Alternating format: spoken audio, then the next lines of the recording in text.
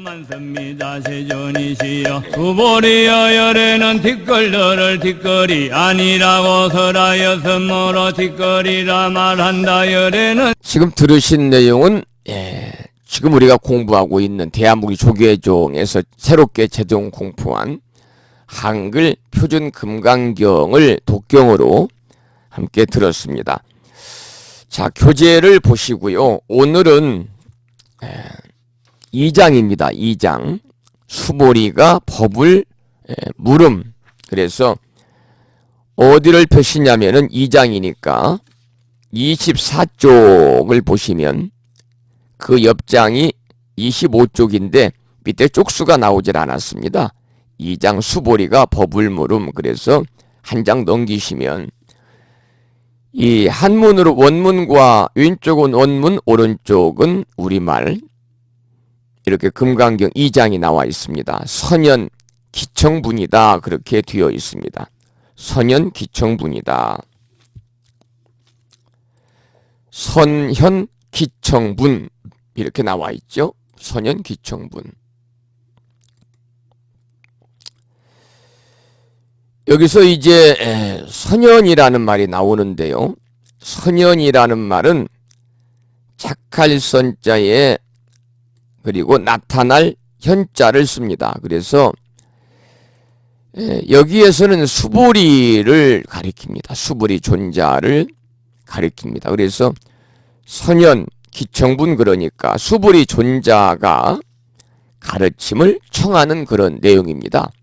수보리 존자가 가르침을 청하는 그런 내용입니다. 이 수보리 존자는 이 금강경에 등장하는 부처님의 10대 제자 중에 한 사람이고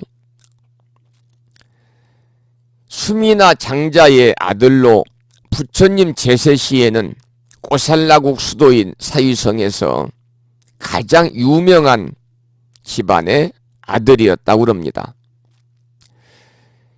이 수보리 존자의 숙부가 부처님의 제자, 이 제가 10대 제자 중에 한 사람으로 인정을 받았던 수다따 장자로 알려져 있고요.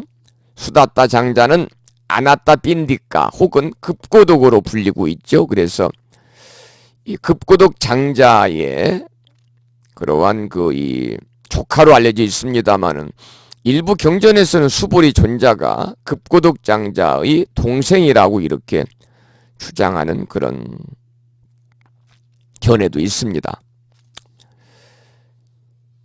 이 북방불교에서는 수보리 존자에 대해서 공의 이치를 가장 잘 깨우쳤다 하는 의미로 해공제일이라고 부릅니다. 우리가 부처님 10대 제자 그럴 때 수보리 존자를 해공제일 그러잖아요.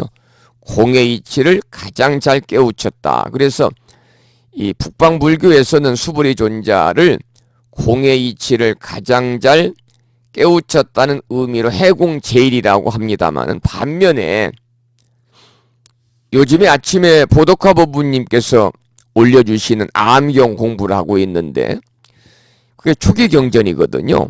그래서 암부 경전에서 초기 경전인 증일암경에서는 평화롭게 머무는 자들 가운데 으뜸이다. 수보리 존자가 초기 경전인 증일암경에서는 평화롭게 머무는 자들 가운데 으뜸이다는 의미로 또 무쟁제일이라고도 이렇게 부릅니다. 또 수보리 존자는 공양을 받을 만한 사람들 가운데 으뜸이다. 공양을 받을 만한 자들 가운데 으뜸이다. 그래서 수보리 존자를 또 가리켜서 피공제일이다. 피공제일이다. 이렇게도 수보리 존자를 부르고 있습니다. 피공제일이다. 이불피자거든요. 이불피자.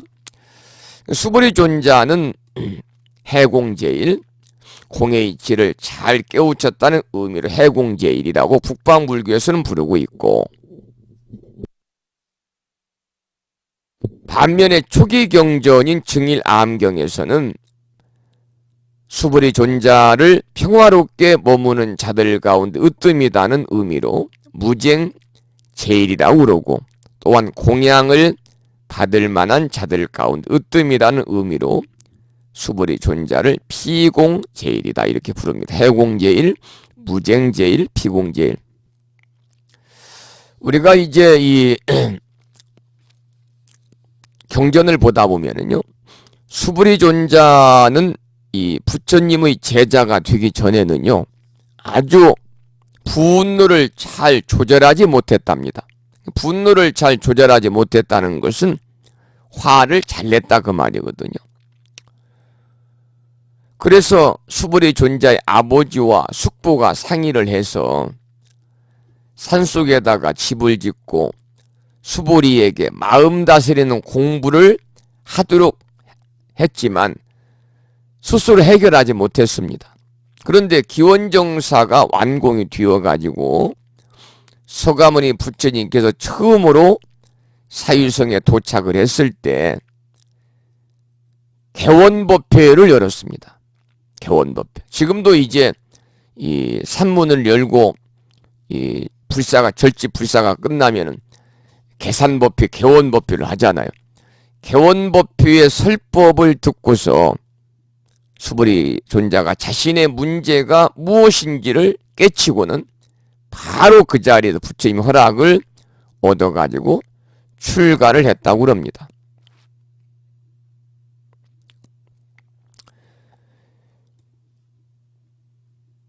이 출가에서는 항상 자애심을 가지고 수행을 했고, 탁발할 때에도 그런 수행자의 마음에서 조금도 벗어나지 않았다 이렇게 기록이 되어 있고, 수불이 존자가 탁발할 때 행하는 수행법을 자애선, 사랑자자 사랑의 자지요, 고유할 선자, 자애선 혹은 자애수행 이렇게도 불렀습니다. 이 수불이 존자와 관련된 부처님의 직접적인 가르침은 증일암경, 그리고 중암경, 또 지금 우리가 공부하고 있는 금강경에 이렇게 등장을 하고 있습니다. 그런데 이제 이 증일암경에서는 수불이 존자가 급고독장자의 아들을 출가시켜 가지고 부처님께 데리고 갔을 때 들은 설법을 기록하고 있는데, 이 가르침에서는 믿음을 가진 자들에게 발견되는 믿음의 특징에 대해서 이렇게 설법을 하고 있습니다.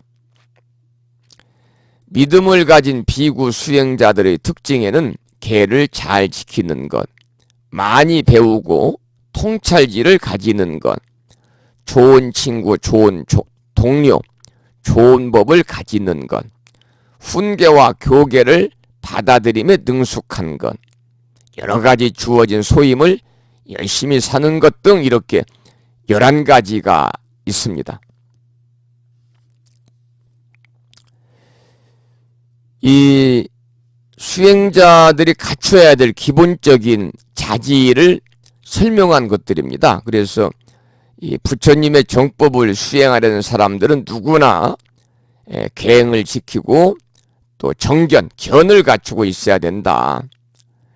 또한 좋은 도반과 화합을 해서 지낼 줄 알아야 되고, 법담을 나누고 정진하는데 게으르지 않고, 또 중요한 것은 소욕지족의 삶을 실천할 줄 알아야 된다. 그리고 숙명통과 천안통을 갖추어서 중생의 괴로움을 구제할 줄 알고 해탈과 열반의 경지를 체득해야 된다. 그러니까 수행에 관심을 갖는 사람들은 누구라도 부처님의 회상에서 이러한 특징과 자질을 갖추어 나가는데 조금도 주저함이 없어야 할 텐데, 그러한 그 대표적인 부처님의 제자가 오늘 이 시간부터 등장하고 있는 수불이 존자입니다. 수불이 존자. 자, 그러면 거기 이 처음에 보면 시라는 말이 나옵니다. 시. 때시자가 나오잖아요. 그때에 이렇게 해석이 되겠습니다마는, 이 시는 부처님께서 공양을 마치시고 의발을 수습한 후에, 지금 우리가 앞에서 제1장에서 우리가 읽었습니다. 제1장에서 우리가 읽었습니다. 제1장에서 함께 읽었어요. 그때 세존께서는 공양대가 되어 가사를 입고 바루를 들고 걸식하고자 사위대성에 들어가셨습니다. 성 안에서 차례로 걸식하신 후 본래의 초소로 돌아와 공양을 드신 뒤 가사와 바루를 거두고 발을 씻으신 다음 자리를 펴고 앉으셨습니다. 이게 제1장의 마지막 부분인데요. 부처님께서는 이처럼 공양을 마치시고 의발을 수습한 후에, 의발, 여기서 지금 의발이라고 하는 것은 방금 제가 읽어드린 것처럼 가사입니다. 가사를 이제 거두셨지요. 바루도 거두고, 의발, 가사와 바루입니다. 가사와 바루. 그래서 여기서 나오는 지금 시 장로수보리 할 때 처음에 나오는 시는 한자로 때시자입니다마는 그때에 이렇게 해석이 되는데, 이 시는 부처님께서 공양을 마치고 가사와 바루, 의발을 수습한 후에 발을 씻고 자리를 정리하여 휴식을 취하시려는 바로 그때를 가리키는 겁니다. 여기서 시는 그때의 그 말은 부처님께서 공양을 마치시고 가사와 바루 의발을 수습한 후에 발을 씻고 자리를 정리하여 휴식을 취하시려는 그때를 가리킨다. 그러니까 어쩌면 수불이 존자는 이 시간, 즉 부처님께 질문하기에 가장 좋은 때를 기다리고 있었는지도 모릅니다.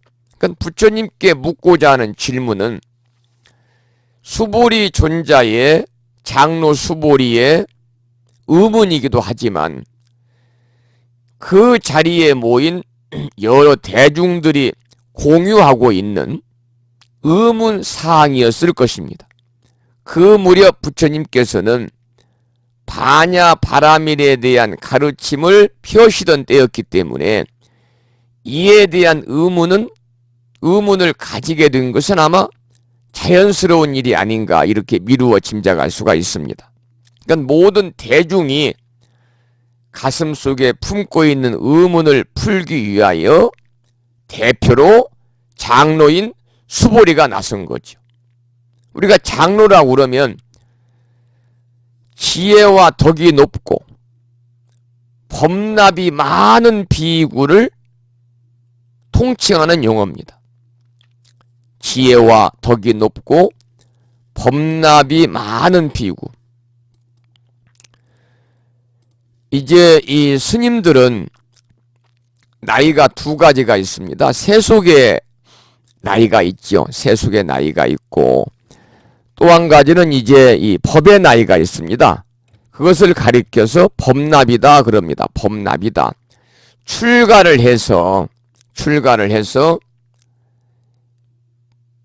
이제 이 출가를 해가지고 이 수행한 그러한 이 연륜이라고 그럴까요? 출가를 해서 수행한 그 나이, 횟수를 얘기합니다. 법납 그럽니다. 그래서 스님들은 이제 이 두 가지 나이가 있습니다만, 이 장로 수보리 할 때 장로는 지혜와 덕이 높고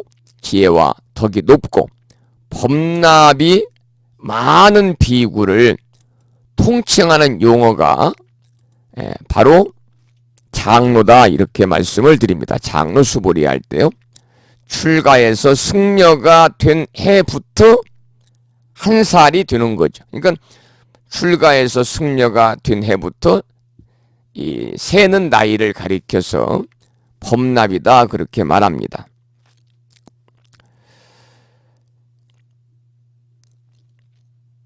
이 장로라는 용어는 젊은 비구가 나이 많은 비구를 부를 때도 썼습니다. 부처님 당시에는. 증일 암경에는요, 안한존자가 세존께 이렇게 사립니다. 세존이시여, 어떻게 비구가 명호를 자칭할 수 있겠나이까 하고 안한존자가 부처님께 여쭙습니다. 이 안한존자의 물음에 부처님께서 대답하시기를 이렇게 대답을 하십니다. 소비구는 대비구를 향하여 장로라 칭하고, 대비구는 소비구의 이름을 부른다 이렇게 되어 있습니다. 소비구는 대비구를 향하여 장로라고 칭하고, 대비구는 소비구의 이름을 부른다. 그리고 장로라고만 부르면 또 불편할 것 같으니까 여기 이름을 붙여가지고 장로 사리불, 장로 수보리, 장로 목건년 이렇게 부르도록 부처님이 하셨다고 그래요. 자, 지금 우리는 제2장 선현기총분 원문을 보고 있습니다. 시, 그때에 장로 수보리가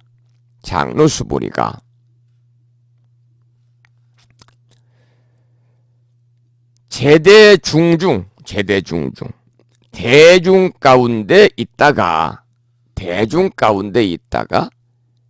즉종 좌기 곧 자리에서 일어나 편단 우견 우슬 착지,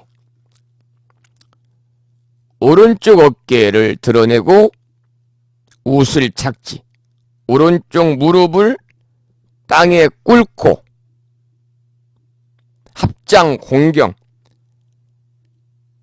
합장하여 공경하는 자세로 이 백불은 부처님께 말씀드렸다 그 말입니다.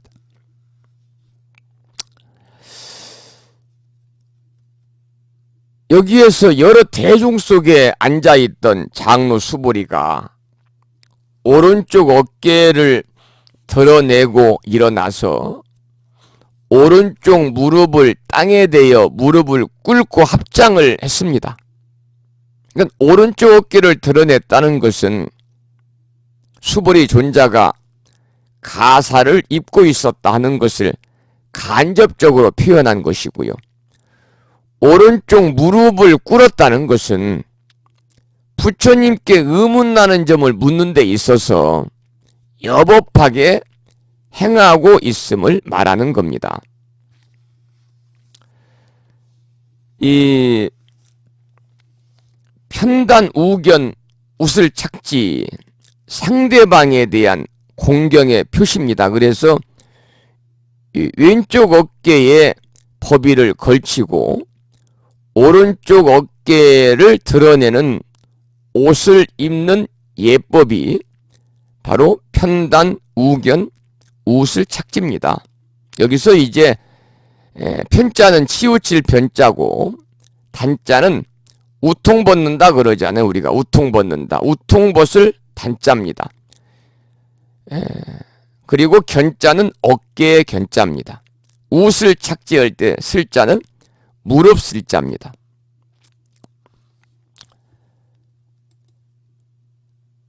자, 그러면 합장 공경이라는 말에 나오지. 합장의 뜻이 무엇인가를 잘 보여주고 있습니다. 합장 공경이.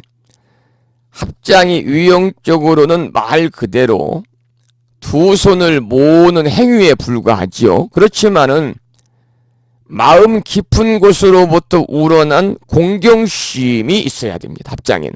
여러분들 합장할 때 우리가 이 유형적으로는 말 그대로 두 손을 모으는 행위잖아요. 그렇지만 마음 깊은 곳으로부터 상대방을 향한 그런 마음 깊은 곳으로부터 우러난 공경심이 있어야 된다.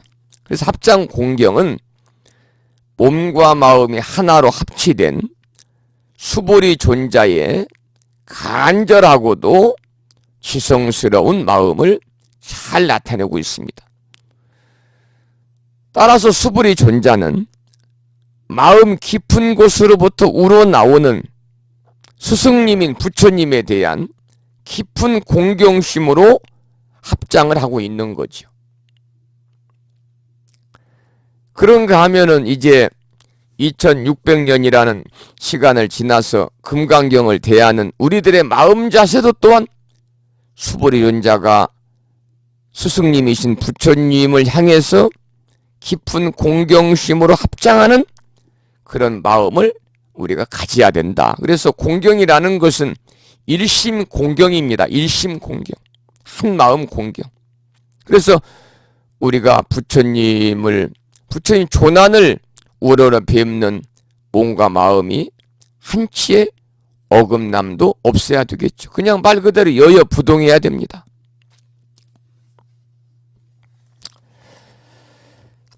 나오는 내용을 중간중간 설명을 좀 드리고 있습니다. 장로 수보리. 자, 그리고 이제 그 다음을 보면 희유세존 열애 이 말이 나오죠. 희유세존 열애. 희유세존이라는 것은 뭐냐면 놀라운 일입니다. 세존이시여 그 말이에요. 희유세존 이 말은 놀라운 일입니다. 세존이시여. 희자는 드물 희자거든요. 그러니까 수보리 존자가 합장 공경을 하고서 이 백불은 사류여 말씀을 드렸는데 뭐라고 말씀을 드렸느냐면 희우세존이시여. 자, 그러면 이 합장 공경 이 백불은 합장하여 공경하는 자세로 부처님께 사류여 말씀을 드렸는데 여기서 백자는 뭐냐면 백자 말하다 그런 뜻입니다. 말하다 사류다 아뢰다 사류다. 그러니까 웃 어른께 어떤 일에 대해서 말씀을 드리다 그런 뜻입니다. 백이라는 것은 우리가 이제 어디 공사 현장 같은 데 가보면 팻말을 세워놓고 출입금지 주인 100 써놨잖아요. 바로 똑같은 거예요. 주인이 말씀드린다 그 말입니다. 주인이 말합니다 그런 뜻입니다. 그래서 200불원의 그러한 백은 사례다. 웃 어른께 어떤 일에 대해서 말씀드리다 그런 뜻이고 희유세존 놀라운 일입니다. 희유라는 말은 희유는 흔하지 아니하고 드물다 그 말입니다. 드물 희자니까 흔하지 아니하고 드물다. 그래서 희유라고 하는 말은 고맙고도 드물게 있어서 진귀한 그와 같은 예를 찾아볼 수 없을 정도로 귀한 그런 뜻이기 때문에 따라서 희유세존은 이 세상에서 참으로 드물게 만나볼 수 있는 세존이시여. 이 세상에서는 참으로 드물게 만나볼 수 있는 세존이시여 이런 뜻이 됩니다. 그러면 수보리 존자는 부처님을 왜 희유한 세존이라고 찬탄을 했는가? 수보리 존자는 부처님을 왜 희유세존이다 희유세존이라고 찬탄을 했는가? 여러분 천수경을 보면은요 백천만검 난조라는 말이 있잖아요. 백천만검 난조. 백천만겁이 지나도록 난조옵니다. 만나기 어렵다. 부처님과 부처님의 가르침을 두고 하는 말입니다. 이 말이. 그래서 생사윤회하는 길목에서 우리가 사람으로 태어나는 것도 희유한 일이면 틀림이 없지만 다시 부처님의 거룩한 법을 만났으니 어때요? 희유하다고 말하지 않을 수가 없겠지요. 그리고 부처님은 이 지구에서 사는, 지구라는 별에서 사는 중생들만을 위한 부처님이 아니거든요. 더구나 부처님을 믿는 자들만의 부처님이 아닙니다. 부처님께서는 사생자부잖아요. 사생의 자애로우신 어버이시기 때문에 광활한 우주 법계, 다시 말씀을 드리면 삼천대천세계의 모든 중생을 제도하시기 때문에 여기에서 수불이 존자가 부처님을 희유한 세존이라고 찬탄을 하고 있는 것입니다. 그런가 하면 우리가 이제 삼귀의를 여러분 아시잖아요. 귀불 양족존, 귀불 이욕존, 귀법 이욕존, 귀승 중종존. 여기서 첫 번째가 귀불 양족존이잖아요. 왜 양족이냐면 부처님께서는 지혜와 복덕을 함께 갖추신 분이기 때문에 양족존입니다. 중생은 지혜로운 사람은 복덕이 부족하고 복덕이 수승한 사람은 지혜롭지 못하지만, 그러나 부처님께서는 홀로 미묘한 무상의 지혜와 무량무변의 복덕을 구족하셨기 때문에 희유한 세존이다, 이렇게 수보리가 찬탄을 하고 있는 겁니다. 부처님께서는 자신의 안일함을 이루기 위해서 생사고예를 해탈한 것이 아니거든요. 삼천대천세계 일체 중생을 널리 제도하시고자 대원력으로 부처를 이루셨기 때문에 수불이 존자는 부처님을 희유한 세존이다, 이렇게 찬탄을 하는 것이고, 걸림없는 자비심과 그리고 선방편으로 중생을 제도해서 저 피안의 세계에 안주하도록 하시면서 한 중생도 제도한 바가 없다 하시니 어찌 희유한 세존이라고 찬탄하지 않을 수가 있겠느냐. 그래서 부처님 제세 시에 이 제자 스님들이나 일반 불자들은 부처님을 세존이다 불렀습니다. 세존, 석존 이렇게 불렀죠. 세존이라는 것은 이 세상에서 가장 존귀한 분이기 때문에 세존이라고 그랬고, 석존이라고 하는 것은 부처님의 종족인 석가족 중에서 출현하신 귀한 분이기 때문에 석존이다, 이렇게 부른 겁니다. 자, 그러면은 그 뒤에 한번 보겠습니다. 자, 앞에서부터 보지요. 시 장로 수보리 제대 중중 즉종 좌기 편단 우견 우슬 착지 합장 공경 200불원 여기까지 봅니다. 그때 장로 수보리 장로가 제대 중중 대중 가운데 있던 수보리 장로가 즉종 좌기 자리에서 일어나서 편단우견 우슬 착지 오른쪽 어깨를 드러내고 오른 무릎을 땅에 대며 합장 공경, 합장하고 공손히 200불원 부처님께 여쭈었습니다. 희유 세존, 놀라운 일입니다. 그러니까 경이롭습니다. 그 말이 여기서는 경이롭습니다. 그 말은 놀라운 일입니다. 그 말입니다. 경이롭습니다. 세존이시여.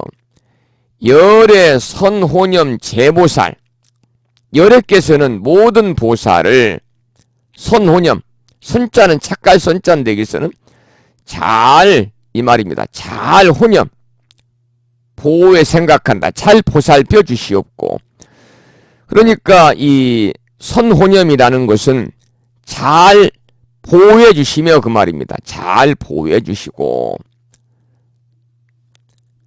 또 제보살, 모든 보살에게 선부촉 제보살, 모든 보살의 가르침을 선부촉 잘 전수해 주십니다. 그러니까 경이롭습니다. 세존이시여.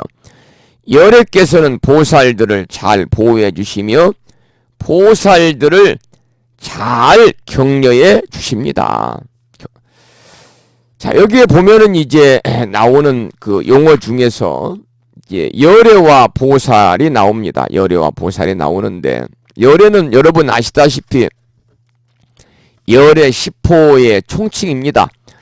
이 드높은 깨달음에 이르시고는 그곳에 머무시지 않고 중생 속으로 오심으로 해서 불교라는 것이 존재하게 되었고, 수많은 중생들이 바른 가르침을 만나게 되었기 때문에 부처님에 대한 가장 중요한 존칭으로서 대표격이 되는 것이 바로 열애입니다. 열애. 그리고 이제 보살. 이 보살은 보디샤트바에서 온 말입니다. 그래서 보디라는 것은 깨달음을 뜻하는 말이고, 샤트바는 중생이라는 것을 뜻하는 그런 말이거든요. 그래서 이 보살은 최상의 깨달음을 구하면서 동시에 중생들을 구제하려고 하는 사람이고, 지혜와 자비를 갖춘 사람이 보살입니다. 우리가 이 보리살타를 줄인 말이라고 그러잖아요. 깨달음을 얻기 위해서 정진하는 중생의 총칭입니다. 보살은 깨달음을 얻기 위해서 정진하는 중생의 총칭. 그래서 보살이 이루고자 하는 깨달음이 곧 부처님의 깨달음과 같은 안욕따라 삼맥삼보리입니다. 여기서는 아누다라 삼맥삼보리가 나오죠.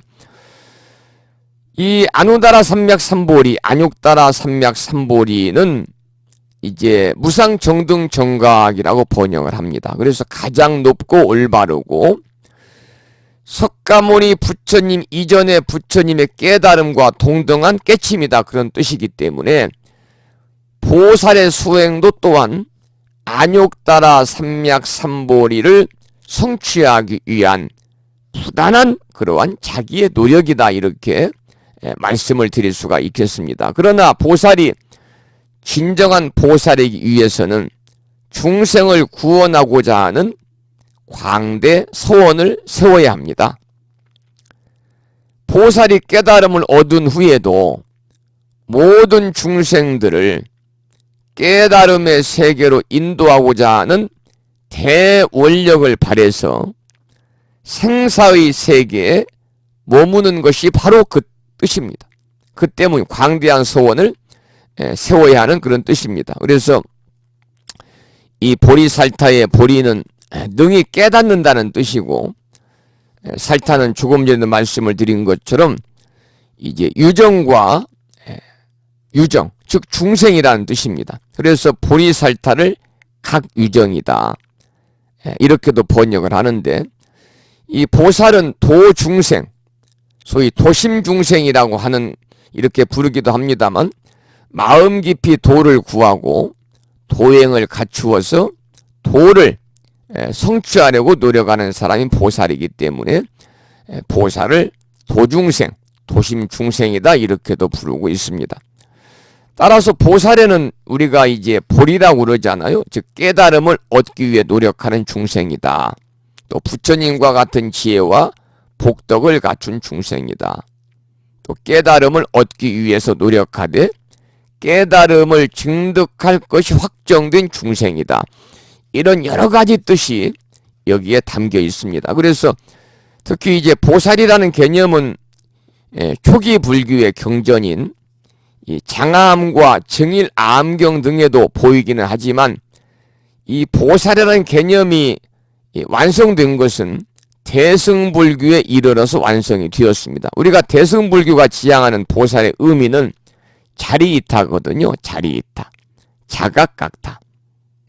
자리이타, 나도 이롭고 남도 이롭게 하고, 자각각타, 나도 깨닫고 다른 사람도 깨닫게 하는 것이 바로 이 대승불교가 지향하는 보살의 의미입니다. 그래서 이 보살이 부처님과 같은 또는 그 경지를 초월한 깨달음을 구하는 것은요, 자신을 이롭게 하기 위한 것이고, 또 오랜 수행과 선근 복덕의 결과로 얻는 깨달음은 자신의 내면 세계에 이미 갖추어져 있습니다. 오랜 인고의 수행과 정진 끝에 깨닫고 보니 깨달음은 이미 자신에게 있다는 거죠.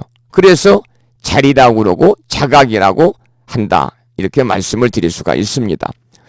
그래서 대승보살의 정신이라고 하는 것은 스스로의 힘으로 깨달음을 성취하는 데 있습니다.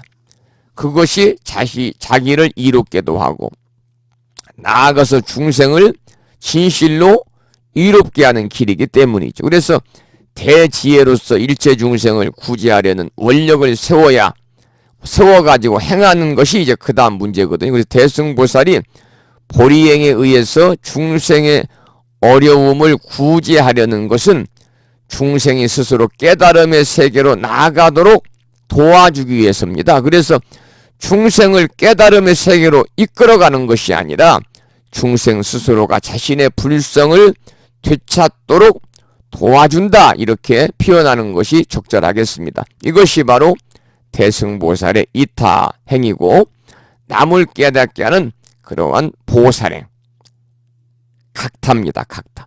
그러나 스스로 이롭게 하는 자리와 남을 이롭게 하는 이 이타가 둘이 아닙니다. 나의 깨달음과 내 이웃의 깨달음이 서로 다르지 않듯이 이것이 바로 대승보살의 정신입니다.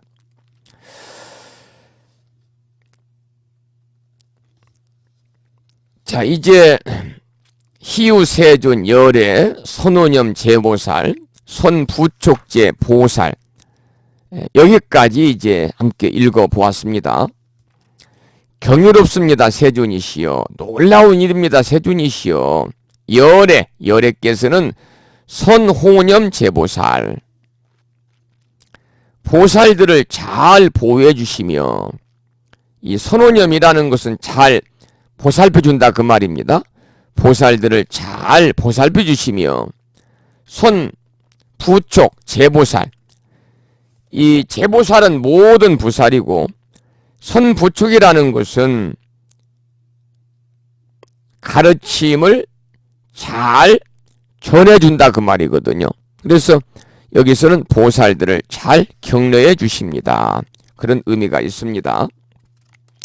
그 다음을 보면은 세존 선남자 선여인 발 아누다라 삼맥 삼보리 힘이 나옵니다.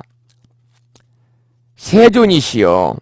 이 선남자 선여인은 자질이 뛰어난 남자나 자질이 뛰어난 여인을 선남자요 선여인이라고 부릅니다.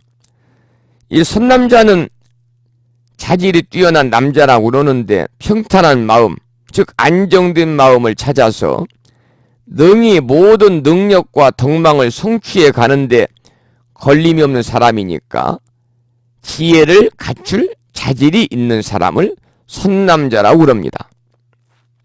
선여인은 자질이 뛰어난 여인인데 자신의 능력을 다른 사람에게 베풀 수 있는 사람, 즉 자비를 갖출 자질이 있는 사람입니다.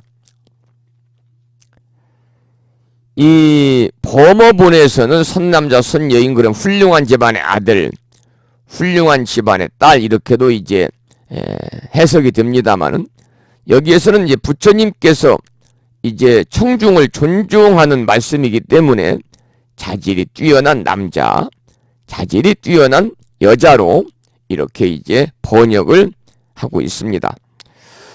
선남자 선여인이 발 아누다라 삼맥 삼보리심 가장 높고 바른 깨달음을 얻고자 하는 선남자 선여인이 이렇게 해석이 되겠죠. 자질이 뛰어난 남자나 자질이 뛰어난 여인이 발 아누다라 삼맥 삼보리심 가장 높고 바르며 원만한 깨달음 이것이 바로 가장 높고 바르며 원만한 깨달음이 아누다라 삼맥 삼보리입니다.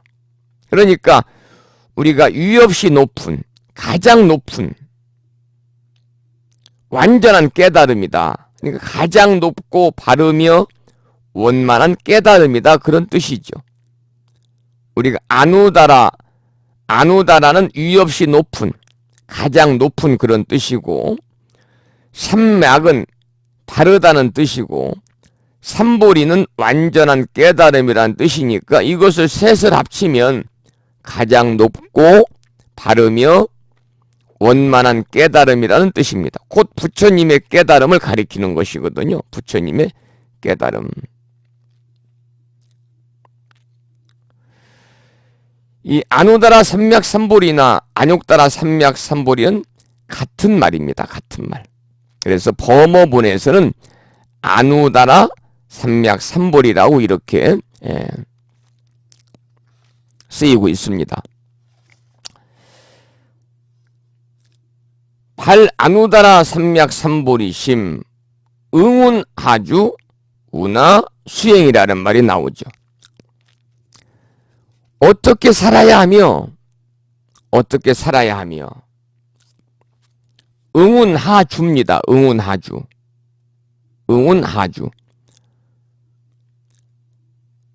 깨달음을 얻고자 하는, 그러니 가장 높고 바르며 원만한 깨달음을 얻고자 하는 마음, 안우다라 삼맥삼보리심을 내었다면은 응운하주, 어떻게 발심해야 하며, 이 말은 어떻게 살아야 하며, 또 우나 수행, 어떻게 수행해야 되느냐 그 말인데, 여기서는 어떻게 살아야 하며 어떻게 그 마음을 다스려야 합니까? 여기서 우나 수행이라는 것은, 우나 수행은 여기서는 이제 우리가 직역을 하게 되면 응운하주 우나 수행, 그래서 응운하주는 어떻게 발심해야 하며, 어떻게 살주니까 어떻게 살아야 하며, 우나 수행, 어떻게 수행해야 하고, 그 다음에 우나 항복기심, 어떻게 그 마음을 항복받아야 하겠습니까? 어떻게 그 마음을 항복받아야 하겠습니까?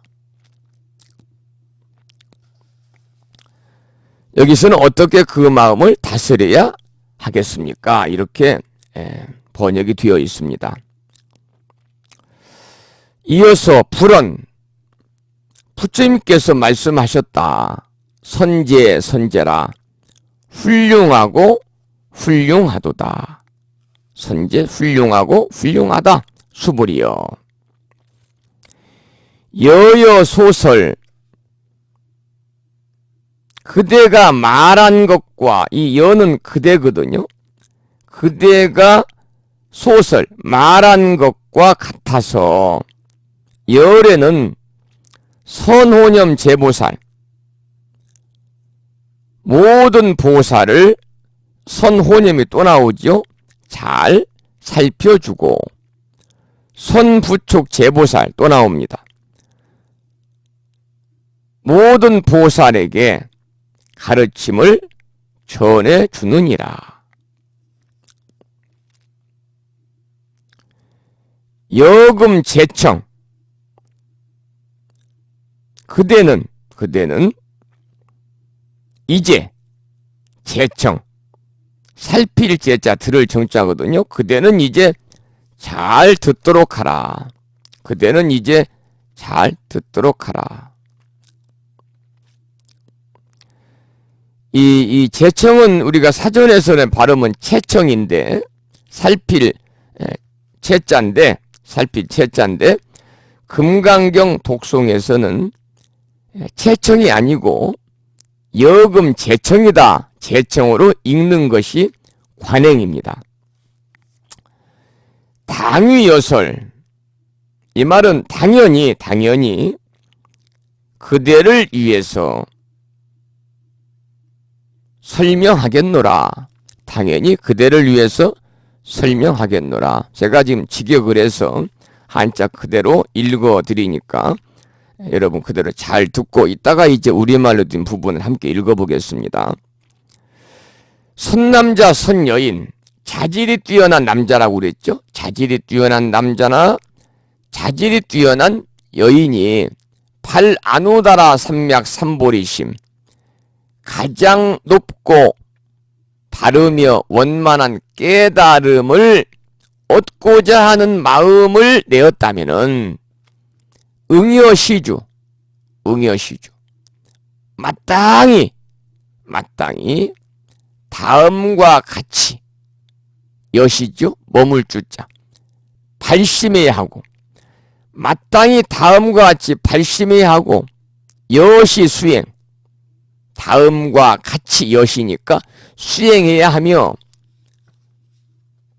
여시 수행 마땅히 다음과 같이 수행해야 되며 여시 항복기심 다음과 같이 그 마음을 기심은 그 기자 마음 심자 그 마음을 항복받아야 할 것이니라.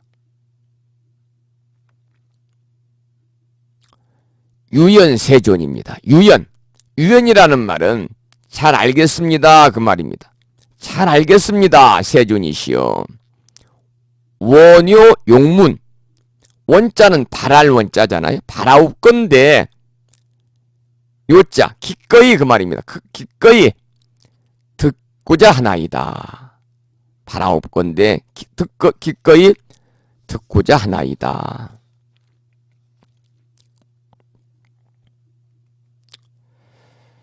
유연세존 원요 용문 잘 알겠습니다 세존이시여. 그러니까 장로 수보리는 세존께 대답을 하고 기꺼이 듣고자 하였다.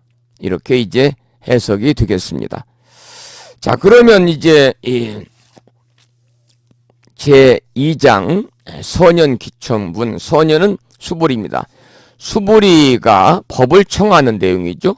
수보리가 법을 물음, 수보리가 법을 청함, 수보리 존자 가르침을 청함, 이렇게도 해석이 되겠습니다.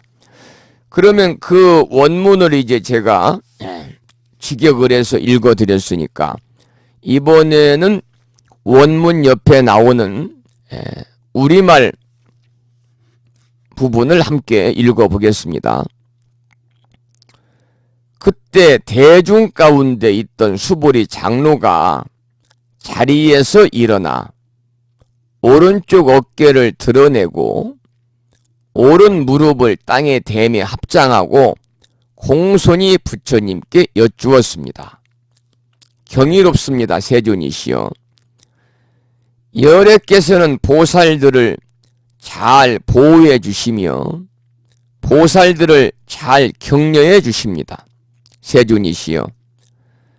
가장 높고 바른 깨달음을 얻고자 하는 선남자 선여인이 어떻게 살아야 하며 어떻게 그 마음을 다스려야 합니까? 부처님께서 말씀하셨다. 훌륭하고 훌륭하도다. 훌륭하고 훌륭하다 수보리여. 그대의 말과 같이 열애는 보살들을 잘 보호해주며 보살들을 잘 격려해준다. 그대는 자세히 들어라. 그대에게 설하리라. 가장 높고 바른 깨달음을 얻고자 하는 선남자 선여인은 이와 같이 살아야 하며 이와 같이 그 마음을 다스려야 한다. 예 세존이시여 라고 하며 수보리는 즐거이 듣고자 하였습니다. 이 부분이 이제 제2장 선연기청분 수보리가 수보리 존자가 부처님께 법을 청하는 법을 묻는 그러한 내용입니다. 여러분들은 이제 이 본문도 중요하지만 우리말 부분을 읽으시면서 사경하시면 더 좋겠습니다. 그러면 이제 지금부터 우리말 부분을 한 단락씩 구체적으로 살펴보면서 함께 공부해 나가겠습니다. 이제 쪽수가 보입니다. 29쪽을 펴겠습니다. 29쪽.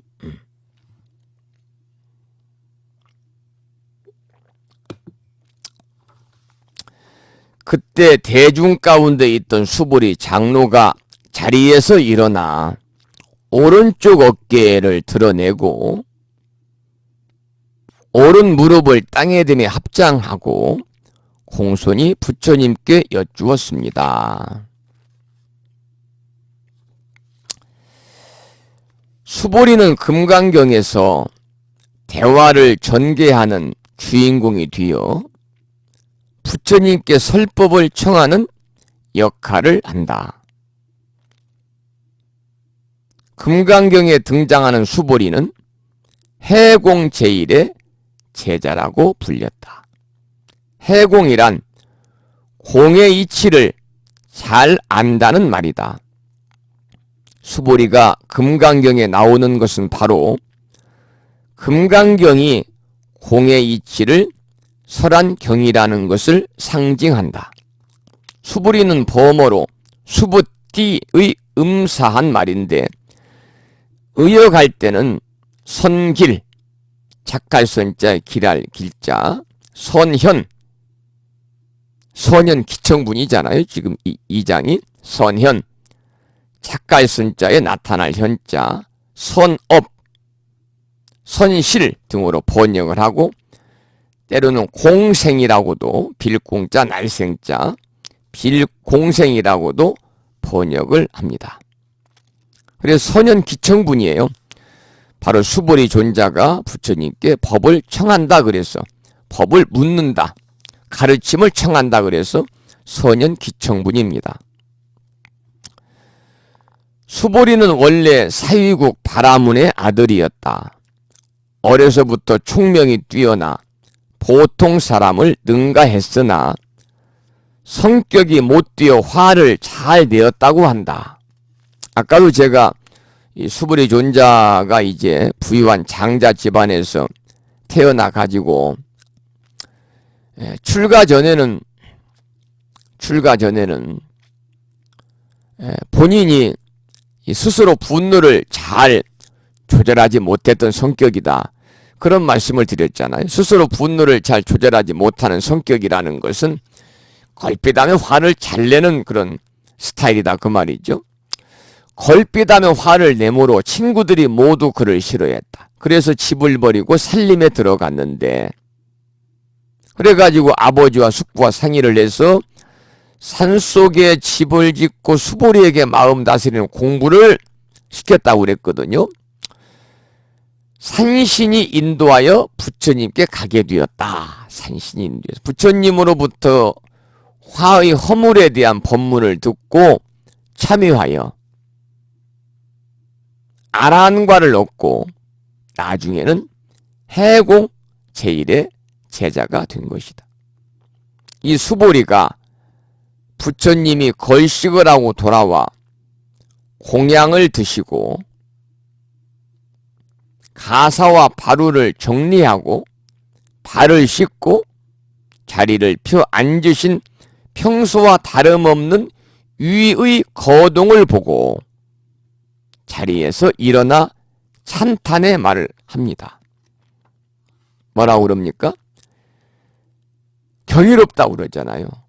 경이롭다고 그럽니다.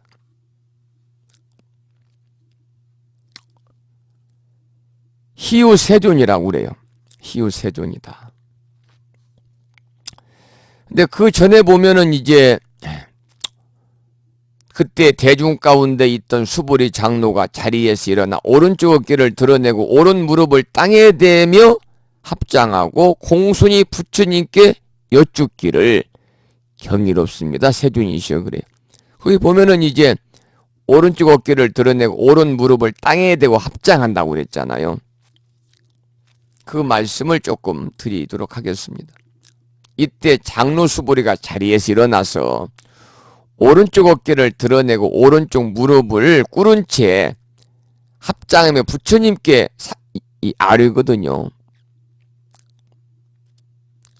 수보리의 이런 행위가 있고 나서 부처님은 불교 교리의 정수인 공에 관한 설명을 시작합니다. 그런데 여기서 오른쪽 어깨를 드러내는 것, 오른쪽 무릎을 꿇는 것, 그리고 나서 합장하잖아요. 합장이 품는 의미는 동일합니다. 세 가지가 전부 다 뭐냐면 상대방에게 공경을 표하기 위한 방법입니다. 우리가 한자 원문으로는 조금 전에 설명드린 것처럼 편단우견이다. 그래서 오른쪽 어깨를 드러내는 것은 편단우견이요. 오른쪽 무릎을 꿇는 것은 우슬착지거든요. 아울러 부처님을 상징하는 탑의 경의를 나타낼 때도 을에 3번 탑돌이 하는데 반드시 어느 쪽으로 돕니까? 오른쪽으로 돕니다. 그것을 우리는 뭐라고 그러느냐? 우요삼잡이라고 그럽니다. 우요삼잡. 이처럼 불교에서는 항상 오른쪽이 더 먼저고 오른쪽이 더 수월하고 오른쪽이 신성한 것이었습니다. 우리가 단적으로 부처님이 생애부터 오른쪽 일색이잖아요. 마야 부위는 부처님을 어디로 놨습니까? 오른쪽 옆구리로 놨습니다. 마야 부인이 산통을 느낄 때도 무수 가지를 잡은 손이 오른손이었습니다. 이 땅에 오신 부처님이 처음으로 내뱉은 말씀은 천상천하 유화 독진입니다.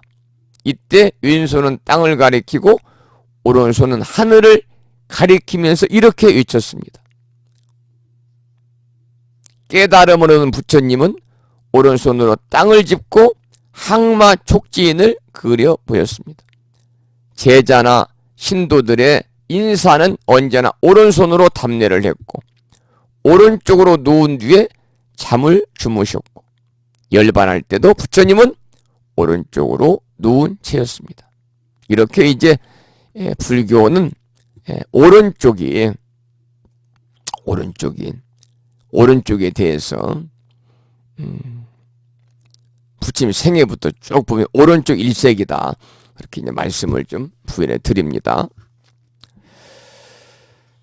자, 경이롭습니다. 세존이 30쪽입니다. 30쪽. 경이롭습니다. 세존이시여. 한역 본문에 희유라는 말입니다. 희유라는 말입니다. 드물 이자 있을 유자를 씁니다.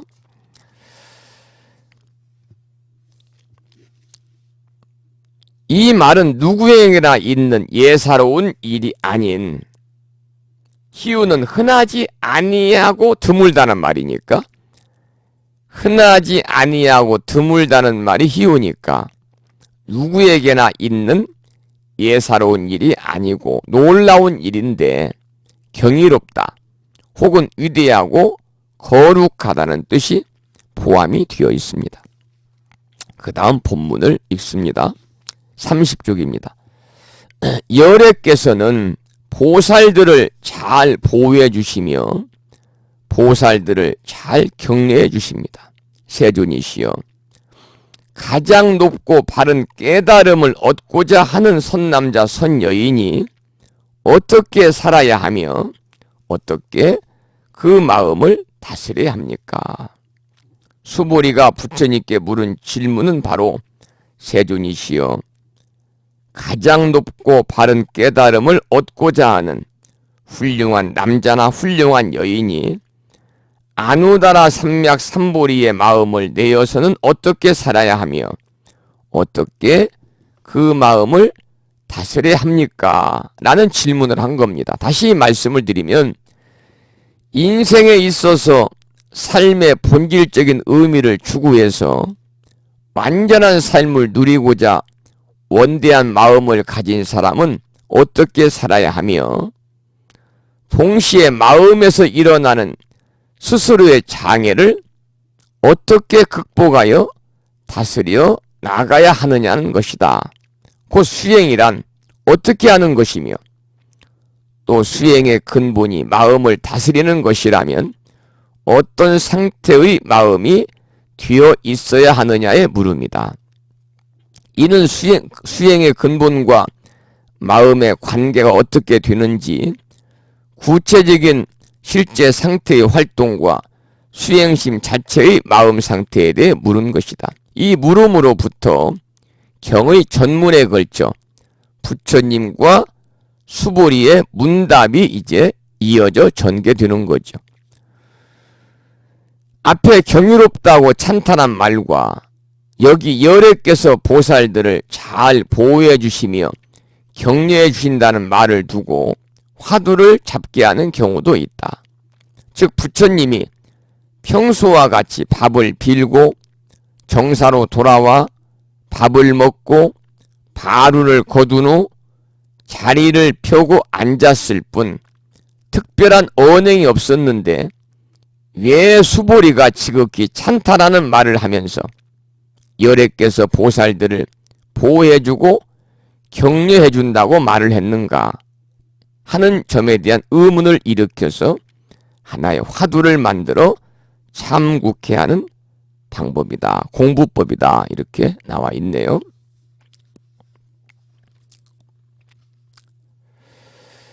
자, 우리는 지금 선현기천분 공부하고 있어요. 수불의 존자가 부처님께 법문을 청하는 내용인데 다시 한번 반복해서 말씀드리면 선현이란 말은 수불의 존자의 다른 이름이다. 이렇게 말씀을 드립니다. 그래서 그 뜻은 뭐냐면 선자는 착한 존재, 좋은 법을 선이니까 잘 드러내는 보이는 분이다. 그래서 선현이다 이렇게 말합니다. 수보리 존자는 부처 10대 지하 중에서 해공제일이라고 그랬잖아요. 공의 뜻을 잘 풀이하는 존재입니다. 근데 부처님법의 성격을 설명하는 용어 중에 공을 많이 쓰지요. 우리가 공, 빌공자 비어있다는 뜻인데 왜 비어있다고 하냐면 부처님법은 있다 없다 크다 작다 좋다 나쁘다 등으로 딱 정해서 말하기가 어렵습니다. 있기는 있다고 하는데 이쪽에 있는 것도 아니고 저쪽에 있는 것도 아니고 그렇다고 가운데 있는 것도 아니고 그런데도 이쪽에도 있고 저쪽에도 있고 가운데에도 있고 없는 곳 없이 다 있다고 그러거든요. 따지고 보면은 어느 한 곳에도 머무르지 않으면서 어느 곳에서도 찾을 수가 있습니다. 그래서 부처님법을 표현할 만한 적당한 말이 없어서 공이라고 말하고 있는 거죠. 설명을 들어도 잘 이해되지 않는 이런 것을 수불의 존자가 말하면 이해가 잘 되었던 모양입니다. 그래 수불의 존자를 해공제일이다 이렇게 부르고 있는 거죠. 근데 수불의 존자는 왜 희유하다고 그랬느냐? 이 수불의 존자가 이제 자리에서 일어나서 부처님 앞으로 나아가잖아요. 아까도 말씀을 드린 것처럼 그 당시 예법에 따라서 오른쪽 어깨를 드러내고 오른쪽 무릎을 땅에 대고는 부처님을 향해서 공경하는 마음으로 합장하면서 희유하십니다. 라고 말씀을 드립니다. 그래서 이 희유라는 말 속에는 신기하다, 기쁘다, 귀한 일이다, 이런 뜻이 들어있죠. 아마도 부처님께서 제자들과 함께 승단을 이루고 그리고 중생들의 어두움을 없애주시는 거룩한 모습이 이 세상에는 희유하고 귀해서 희유하다고 표현을 했을 것입니다. 그리고는 열애께서는 모든 수행하는 보살들을 잘 혼념하시며 잘 부축하십니다. 아누다라 삼맥 삼보리 깨달음의 마음을 일으킨 선남자 선여인은 그 마음을 어디에 머무르며 그 마음을 어떻게 항복받아야 합니까? 라고 질문을 하거든요. 부처님께서는 수행하는 사람들을 잘 혼념해 주시고 잘 부축해 주신다는 뜻은 수행자들이 수행을 잘할 수 있도록 걱정해 주시고 보살펴 주시고 격려해 주시고 기도해 주신다는 뜻입니다. 그래서 우리도 어른들을 뵙게 되면 이런저런 일로 걱정해 주시고 격려해 주시고 기도해 주셔서 고맙습니다라고 인사를 드리잖아요. 그와 똑같은 것입니다. 그렇게 예의와 찬탄을 드린 다음에 진짜 이제 중요한 질문을 이제 하는 것입니다. 진짜 중요한 질문. 자, 여기서 보면은 세존이시여 가장 높고 바른 깨달음을 얻고자 하는 선남자 선여인이 어떻게 그 마음, 어떻게 살아가야 하며 어떻게 그 마음을 다스려야 합니까? 30쪽 제일 밑에 있는 굵은 글씨, 이게 지금 여기서부터가 이제 진짜 중요한 질문을 하는 거예요.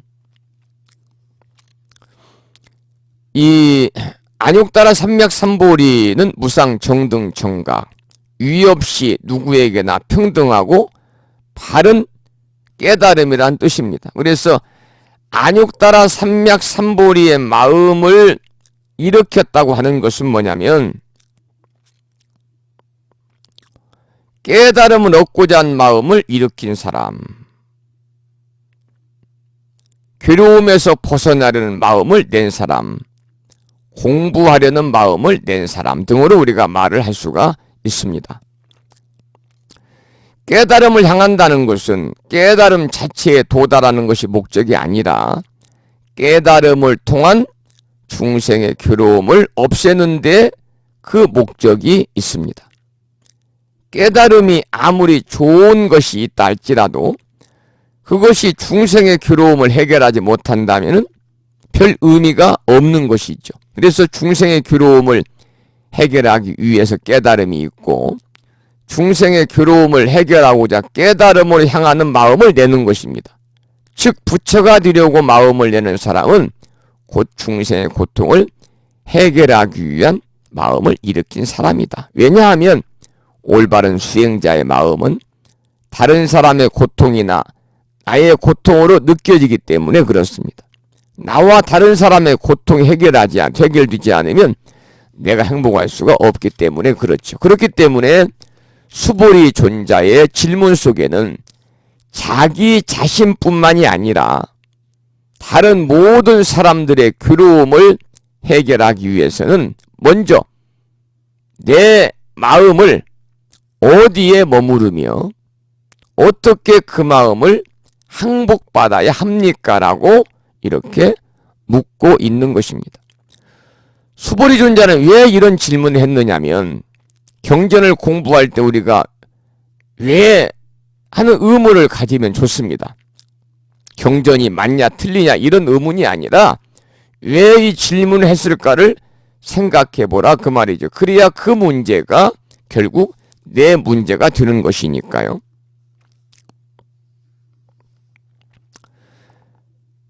마음이 어디에 머물러야 괴로움에서 벗어나 궁극의 행복을 얻을 수 있느냐, 바로 그 말이거든요. 수보리가 마음을 어디에 머물까요?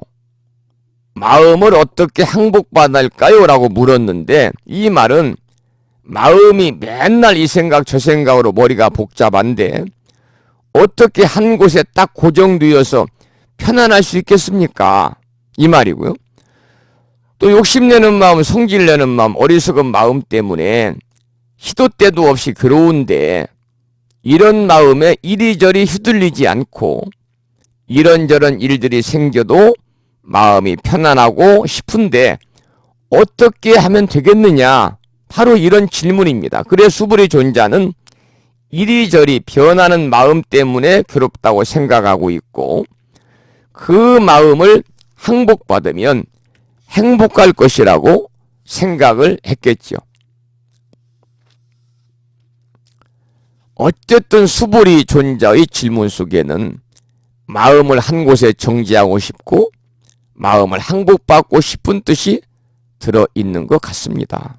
그러면 그 다음을 한번 읽어보겠습니다. 31쪽 제일 밑에 쪽입니다. 부처님께서 말씀하셨습니다. 훌륭하고 훌륭하다 수보리여, 그대의 말과 같이 열애는 모든 보살들을 잘 보호해주며 보살들을 잘 격려해준다. 부처님의 속뜻을 누구보다 잘 헤아리고 있는 수보리가 부처님께서 32쪽입니다.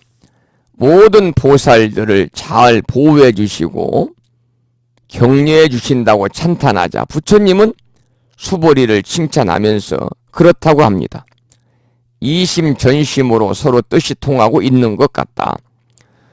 보리심을 바란 선남자 선여인들을 보호하고 격려해준다는 말은 위로 위 없는 깨달음을 구하고 아래로 중생을 교화 제도하는 자리이타의 수행과 원력에 대해서 부처님이 항상 보살피는 마음으로 지켜보고 있다는 것을 뜻한다.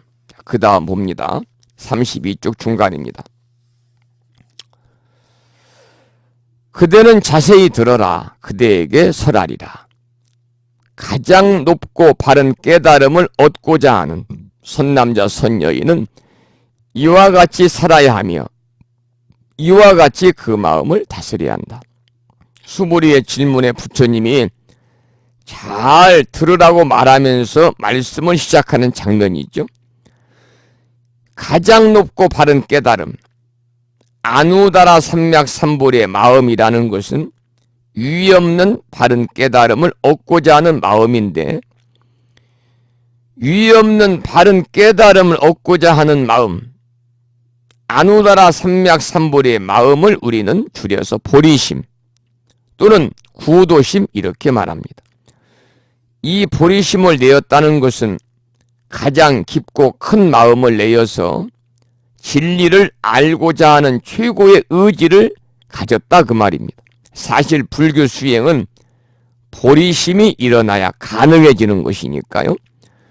보리심을 낸 사람은 어떻게 사는가 하는 질문은 삶의 최고 가치를 묻는 질문이라 할 수 있는데, 이 세상을 살아가는 존재의 상태를 어떻게 하면 가장 이상적인 상태가 되도록 하느냐 하는 뜻으로 물은 말입니다.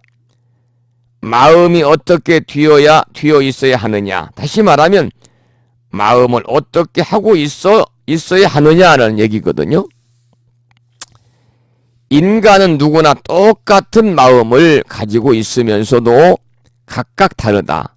마음이 어떻게 되어 있느냐에 따라서 물론 인격의 차이가 나타나는 것이다. 어떻게 살아야 하느냐?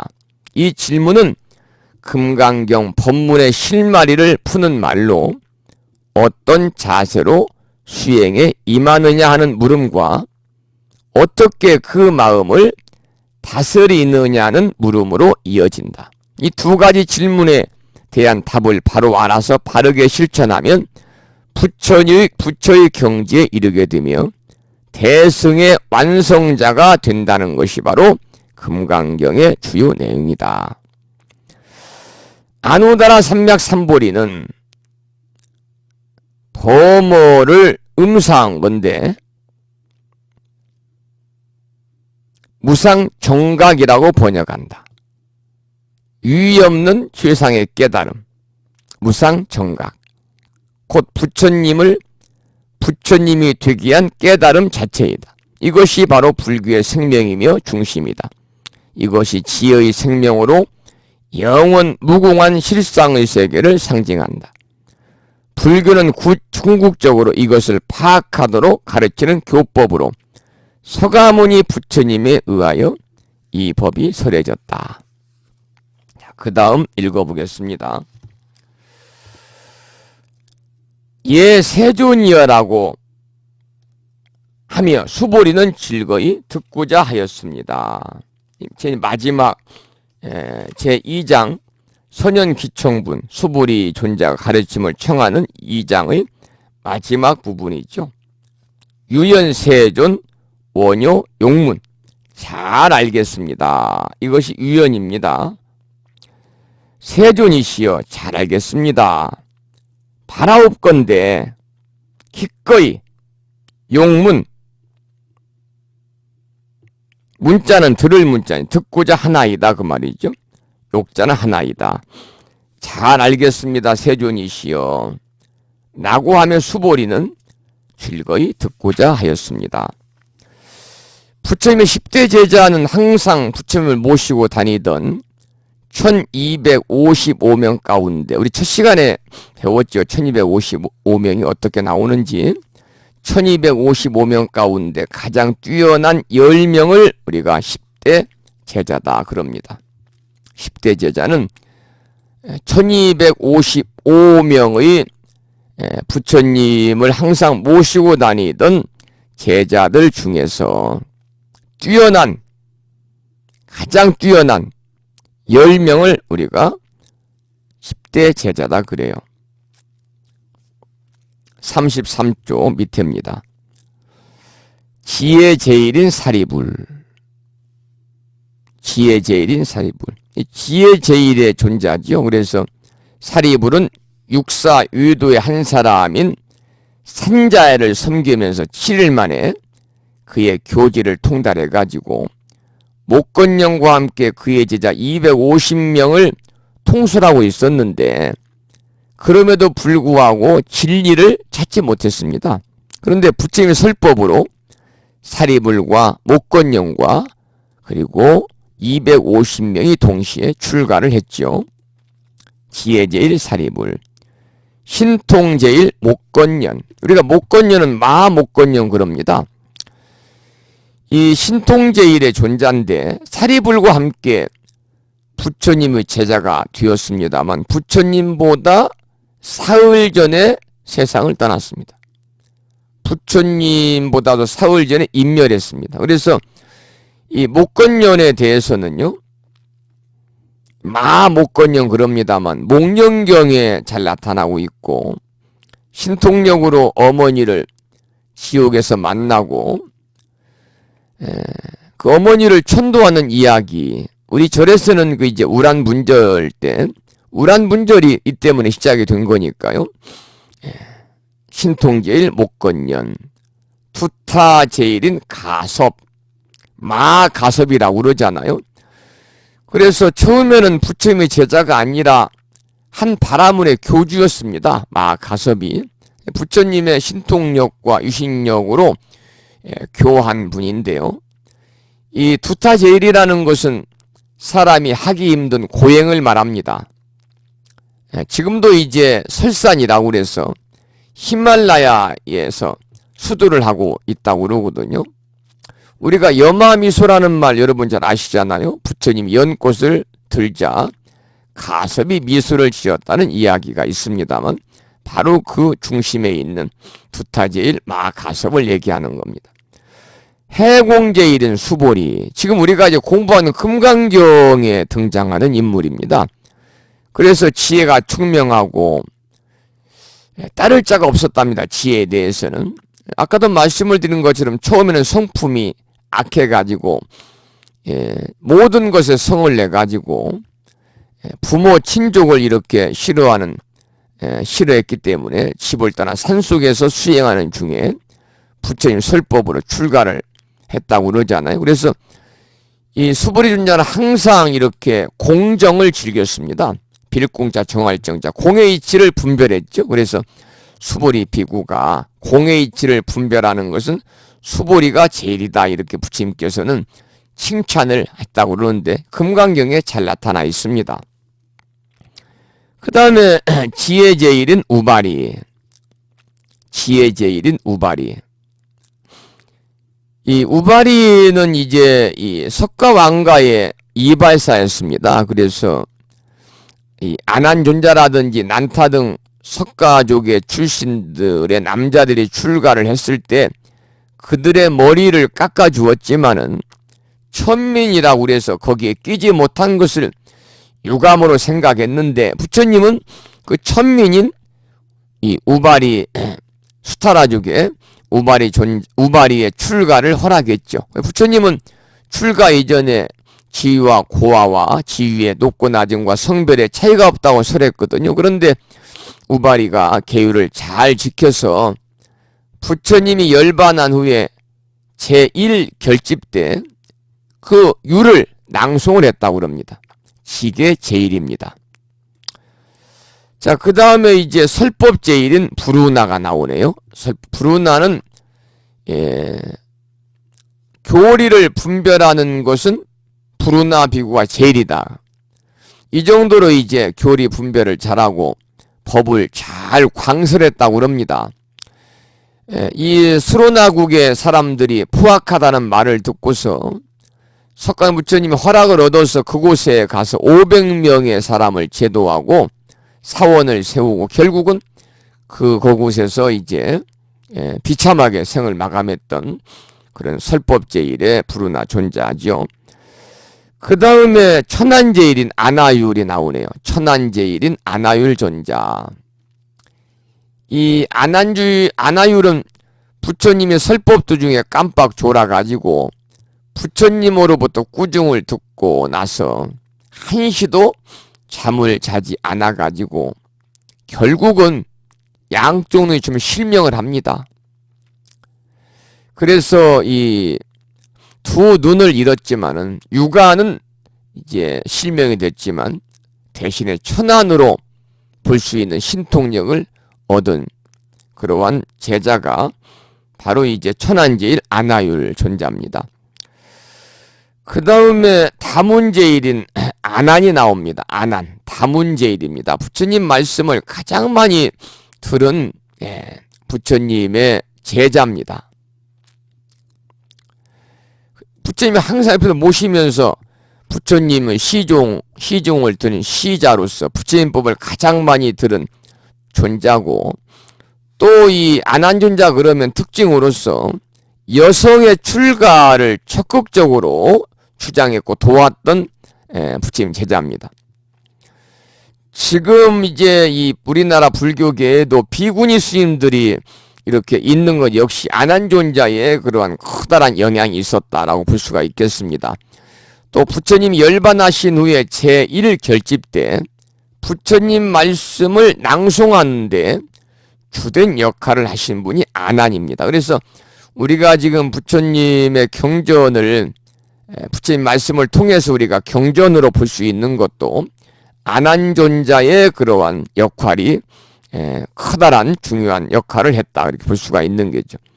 그 다음에 노느제일인 가전연이 나옵니다. 가전은 마는 크다는 말인데 이 노느제일 아주 그 논리 정연하게 이렇게 이 법을 전하는 그러한 이 역할을 했다고 그럽니다. 그래서 서인도 아반티국의 찰제리족 출신인데 국왕의 명을 받아서 부처님을 영접하러 갔다가 부처님 법을 두고 출가를 했습니다. 그래가지고 특히 이제 변방에 이르기까지 각 곳을 다니면서 교화했던 부처님의 제자고요.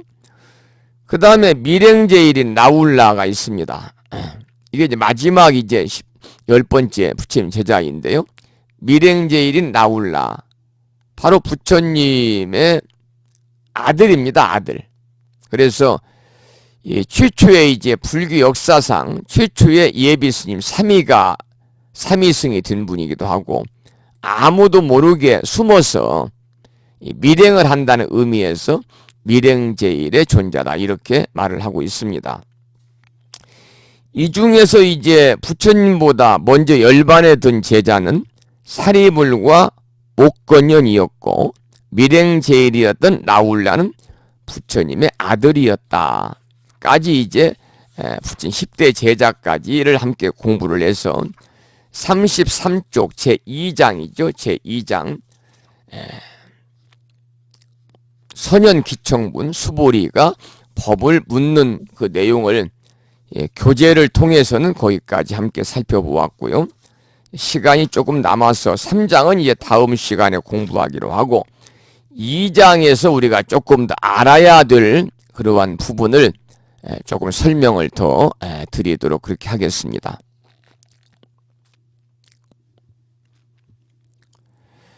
자, 우리가 이제 이 2장 선현기청분 이 수보리존자가 선현이라고 그랬습니다. 선현 수보리존자가 기청 가르침을 청하는 그런 내용을 함께 우리가 지금 공부를 하고 있는데요. 이 수보리존자가 이제 법을 청하는 그런 내용이거든요. 그래서 기청이다 이렇게도 얘기를 하는데요. 선현 기청분이다 그렇게 얘기를 합니다.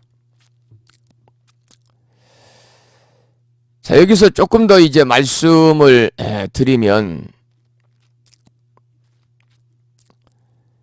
아까도 제가 말씀을 드린 것처럼 이제 수부리 존자와 부처님의 대화가 이제 제2장부터 이제 본격적으로 접어드는데, 이 수부리 존자는 우리 대승불교에서는 해공제일이라고 그러지만은, 특히 이제 이 증일암경, 특히 증일암경 초기 경전이거든요. 증일암경 그 제자품에 수부리 존자는 이렇게 칭송했습니다. 행이 본래 청정하여 항상 공적함을 즐기고 공의 뜻을 분별하여 공적의 미묘한 덕업에 뜻을 두고 있다. 그래서 은둔자 중에 제일이다. 그러니까 은둔제일이라고 하는 뜻은 뭐냐면 산속 같은 한적한 곳에서 머물렀다는 뜻이 아니라, 비록 세상 속에서 생활한다 할지라도 내면의 고요함을 유지를 해서 다툼이 끊어진 생활을 영위했다 그 말입니다. 그러니까 아까도 말씀을 드린 것처럼 수부리 존자의 다툼이 없는 무쟁행이라고 그러는데, 수부리 존자의 다툼이 없는 무쟁행은 바로 맑고 향기로운 행이고 무아의 빛이 밖으로 비추어진 것이다. 그래서 수부리 존자는 이와 같은 무쟁의 삼매를 닦아서 법의 공적함을 관찰해가지고 평화롭게 머무는 자들 가운데 으뜸이라는 뜻의 무쟁제일, 공의 이치를 가장 잘 깨우쳤다는 뜻으로 해공제일, 또 수부리 존자를 공양을 받을 만한 아라한들 가운데서 이렇게 으뜸이다 이런 뜻으로 소공양제일, 이렇게 이제 여러 가지 이름으로 수부리 존자를 우리가 이제 부르고 있는 것입니다. 수부리 존자를. 그 내용 중에서 또 우리가 한 가지 짚고 넘어갈 것은, 아까 이 수부리 존자는 오른쪽 무릎을 꿇고 합장 공경한 후에 부처님의 조난을 우러러 뵙고 말을 했잖아요. 희유한 세존이시여 희유하십니다. 열애께서는 열애 선오념 제보살, 열애께서는 모든 보살들을 잘 보호해 주시고 선부촉 제보살, 여러 보살들을 선부촉 잘 깨우쳐 주십니다. 그러니까 부처님을 찬탄하는 수부리 존자의 말을 우리가 잘 생각해 보면은 30 이상 거룩한 신상을 갖추신 부처님을 찬탄하는 것이 아니라는 것을 알 수 있습니다. 부처님이 갖춘 신상은, 몸의 모양은 수많은 생애를 통해서 복덕과 지혜를 닦은 과보로 얻어진 것이기 때문에 그 어느 누구라도 지혜와 복덕을 닦아서 깊어진다면 어느 땐가는 선근 복덕의 과보로 석가 부처님과 똑같은 좋은 몸매와 얼굴을 갖추게 됩니다. 그래서 수부리 존자가 부처님을 우러러서 희유한 존자라고 말한 것은 부처님의 거룩한 눈에 보이는 30 이상 80종호 그 신상을 찬탄한 것이 아니거든요. 수부리 존자가 부처님을 찬탄하는 것은 부처님이 중생을 바른 길로 제도하시기 때문에 그렇습니다. 부처님의 중생 제도는 진실한 믿음을 바탕으로 중생 자신이 스스로 그 마음을 맑게 해서 청정심을 되찾도록 하는 겁니다. 그리고 참선이나 연불이나 독경이나 사경이나 간경이나 참회 등의 수행을 통해서 스스로 중생들이 깨어나고 또 부처님께서 전하신 바른 가르침을 깨우쳐서 성불에 이르도록 하는데, 이것이야말로 불법의 진정한 방향이고 올바른 불교의 정신이고 올바른 제도거든요. 그래서 수부리 존자는 열애께서는 여러 보살들을 잘 보호해 주시고 여러 보살들을 잘 깨우치신다고 말하는 것도 부처님의 중생 제도를 찬탄하고 있는 겁니다. 그러니까 수보리 존자의 말에서도 우리는 불교의 진정한 세계를, 정신세계를 엿볼 수가 있겠죠. 수보리 존자의 말 한마디는 불법을 공부하고자 하는 우리들에게 중요한 메시지를 전달하고 있는 겁니다. 왜냐하면 어떤 눈으로 부처님을 보아야 할 것인가에 대한 답이 여기에 내재되어 있기 때문에 그렇습니다. 우리가 널리 보시를 행하고 수행 정진에 매진하는 것은 부처를 보기 위한 것입니다. 오늘 우리가 수보리 존자의 말을 잘 새길 수 있다면 금생의 이 목숨이 다하기 전에 능히 부처를 볼 수 있다 그 말입니다. 그래서 선호념과 선부촉은 부처님에 대한 찬탄의 뜻을 지닌 것만이 아니라 삶의 질을 향상시키고자 노력하는 사람들에게는 하나의 방편을 제시한 것이고, 깨달음의 세계로 나아가기 위해서 수행하는 모든 사람들에게는 금강경이 주는 엄중한 메시지입니다. 선호념, 선부촉이. 그래서 선호념이란 말은 스스로의 생각을 잘 지켜야 한다는 뜻이고, 선부촉이라는 것은 스스로 잘 깨우쳐야 한다는 뜻입니다. 그래서 부처님께서 감노법문을 널리 펴신 것은 중생으로 하여금 바른 생각을 잘 지키고 바른 길에서 벗어나지 않도록 스스로 잘 깨우치도록 하기 위한 것이거든요. 그만큼 생각을 잘 지키는 일과 잘 깨우치는 일이 중요하다. 왜냐하면 한 생각이 개인의 성패와 그로 인한 삶의 질을 결정짓기 때문입니다. 그런가 하면 역사를 통해서 한 나라의 흥망성쇠도 유정자의 한 생각으로부터 비롯되어 왔거든요. 우리가 선호념해야 한다고 해서 바르지 못한 삿된 생각이나 미혹한 망념이나 아짐이나 악심을 우리가 잘 지켜야 한다는 것이 아니라, 선호념의 가르침은 이미 일으켜 세운 바른 신심과 발심과 자비심과 무의심과 같은 바른 견해를 잘 지켜야 한다, 그런 뜻입니다.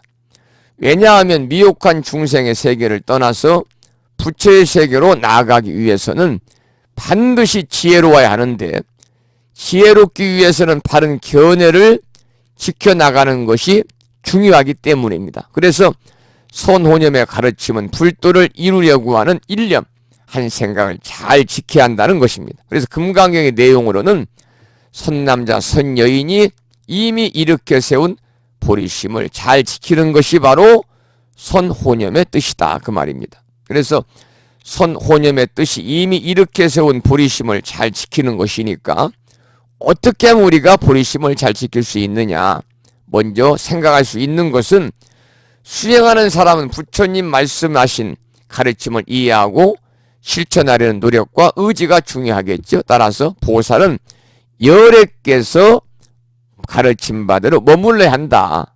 보살, 단, 응여, 소교주라고 하는 금강경의 가르침을 우리가 여기서 마음에 새길 필요가 있다. 그런 말씀을 드리고 싶습니다. 이제 오늘 금강경 제2장 선현기청분 수보리 존자 가르침을 청하는 그 내용을 함께 이제 본문과 그리고 우리말 부분을 함께 공부해 나갔습니다. 자, 그러면 9시 53분인데요. 늦게 출석하신 분이 계신지 한번 확인 좀 해보겠습니다. 먼저 무창불교대학 카페를 통해서 늦게 오신 분이 계시네요. 충청남도 보령시에 살고 계시는 길상화 보부님 늦게 출석하셨고요. 그리고 전라북도 군산시에 살고 계시는 덕광거사님, 경상남도 진주시에 살고 계시는 광덕화 보부님, 충청남도 보령시에 살고 계시는 선덕신 보부님께서 늦게 출석을 하셨습니다. 반갑습니다. 아무래도 이제 연말이기 때문에 뭐 다들 바쁘고 회식도 많고 모임도 많고 뭐 그러겠습니다만은 그런 와중에도 늦게라도 이렇게 출석을 해주셔서 감사하다는 말씀을 드리고, 이제 금강경은 이제 막 시작이니까요. 여러분들이 들 수 있으면 32장까지니까 들 수 있으면은 일주일에 한 번씩이니까요.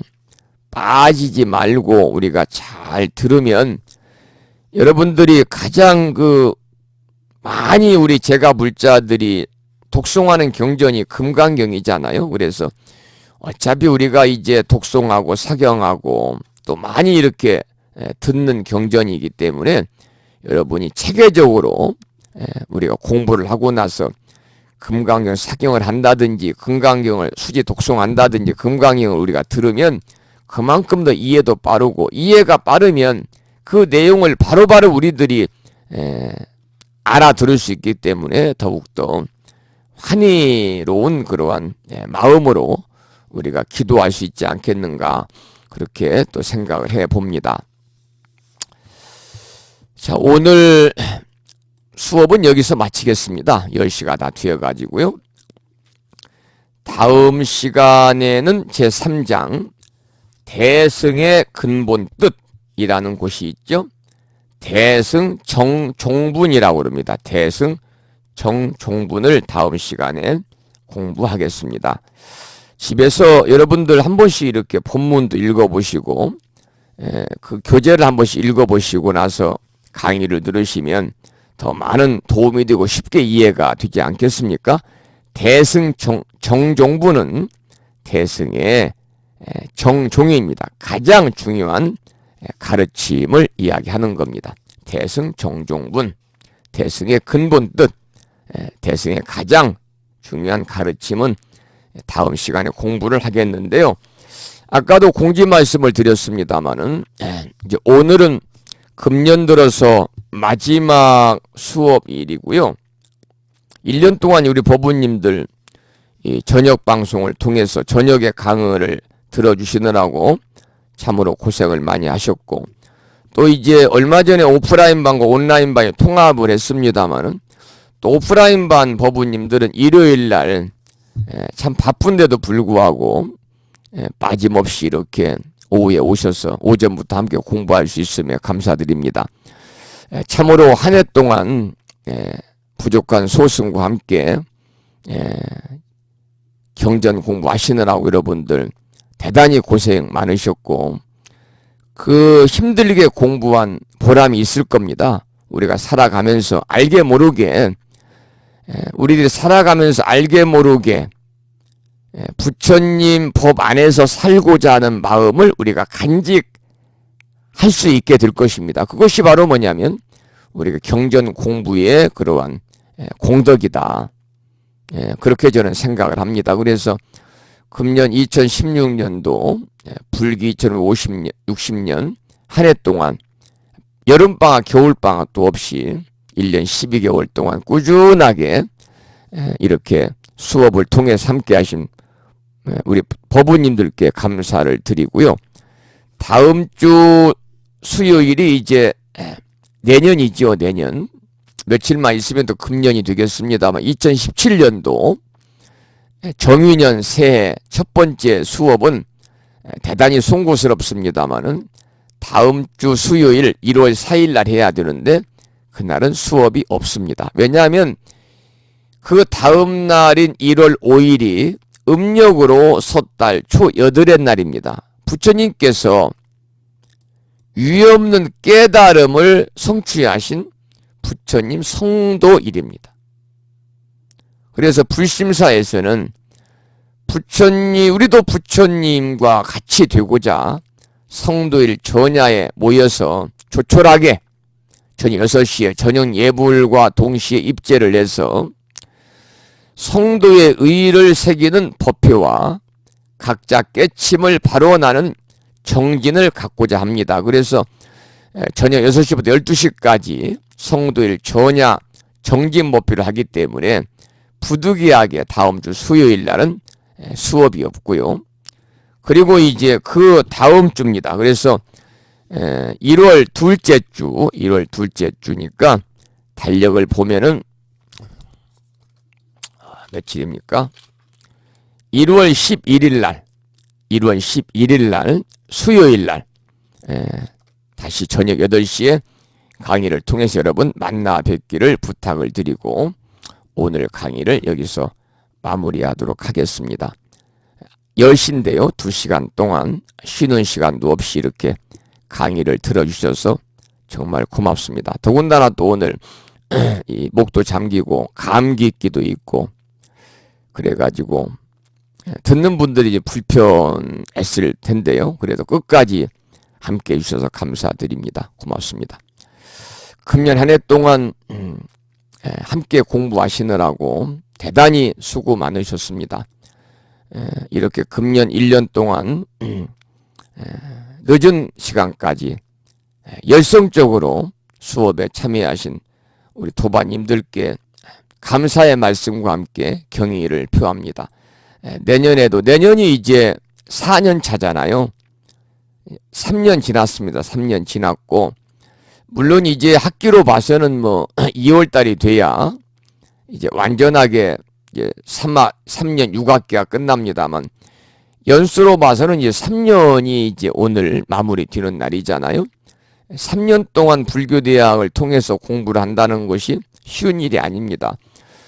물론 우리나라에는 크고 작은 종단에서 운영하는 그러한 불교대학도 있고 무창 불교대학처럼 한 사찰에서 자생적으로 이렇게 설립해서 운영을 하는 작은 불교대학도 있습니다만 크든 작든 제가불자 전문 교육기관인 불교대학이 4년 과정으로 운영을 하고 4년을 공부해야 졸업하는 곳은 우리나라에 한 군도 없습니다. 한 군데도 없습니다.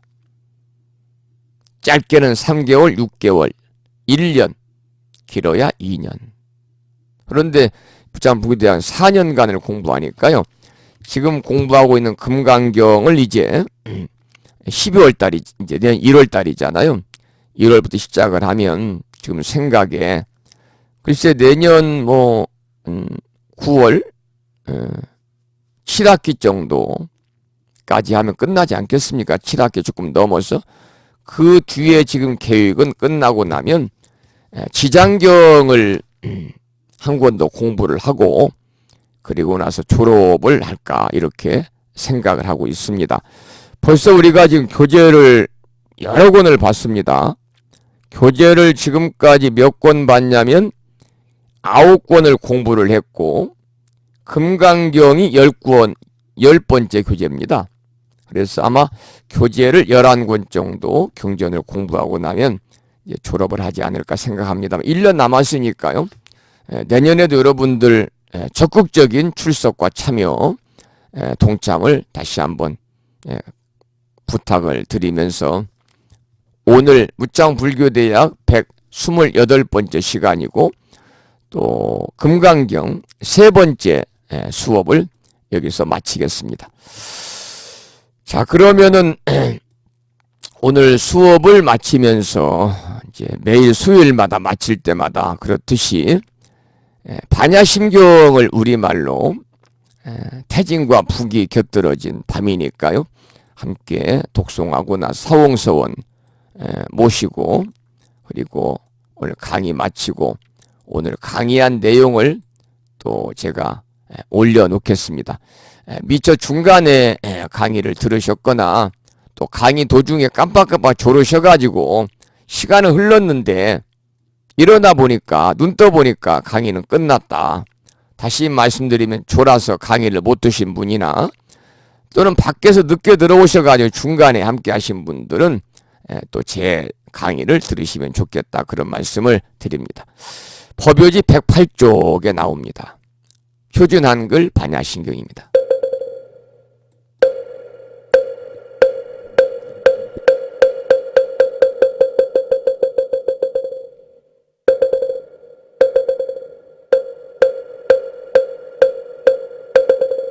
아반야 바라밀다 심경관자제보살이 깊은 반야 바라밀다를 행할 때 오니 공한 것을 비추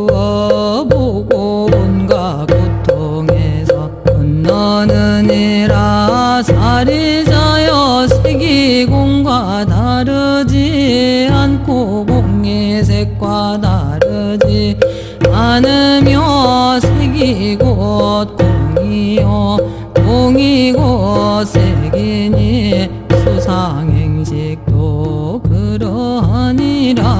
사리자여 모든 법은 공하여 하지도 멸하지도 않으며 더럽지도 깨끗하지도 않으며 들지도 줄지도 않느니라. 그러므로 공 가운데는 색이 없고 수상행식도 없으며 안입이 설신의도 없고 색성향 기초법도 없으며 눈의 경계도 의식의 경계까지도 없고 무명의 다음까지도 없으며 늙고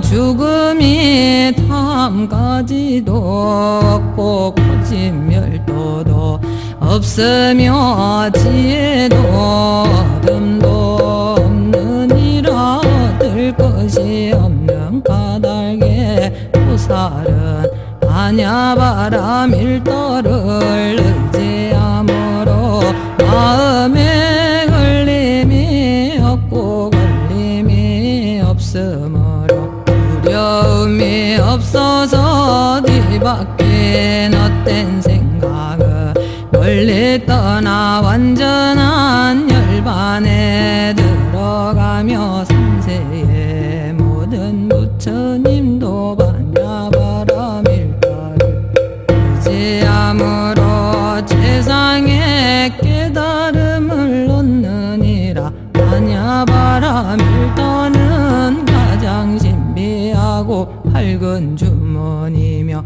위없는 주문이며 무엇과도 힘들 수 없는 주문이니 온갖 괴로움을 없애고 진실하여 망하지 않음을 알지니라. 이제 반야바람 일도주를 말하리라. 아제 바라 승아제 모지사바 아제 바라 승아제 모지사바 아제 바라 승아제 모지사바.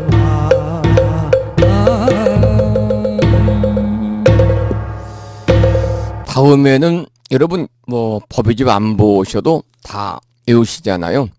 보살의 네 가지 충원인 사홍서원을 모시겠습니다.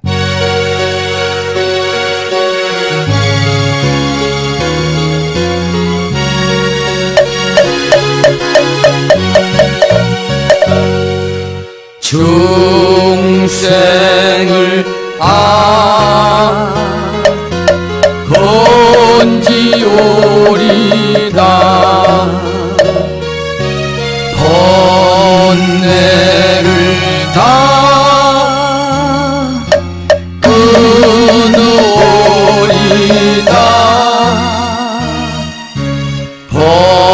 법문을 다 배우오리다. 불도를 다 이루리다.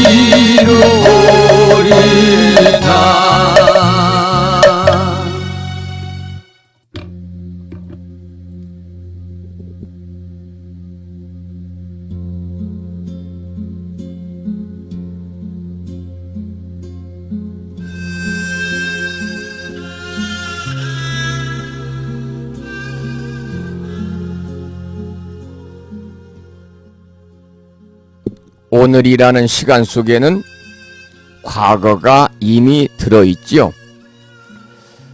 또 내일은 어떻습니까? 오늘에서부터 출발합니다. 그래서 오늘은 과거요, 오늘은 현재요, 오늘은 미래라고 그럽니다.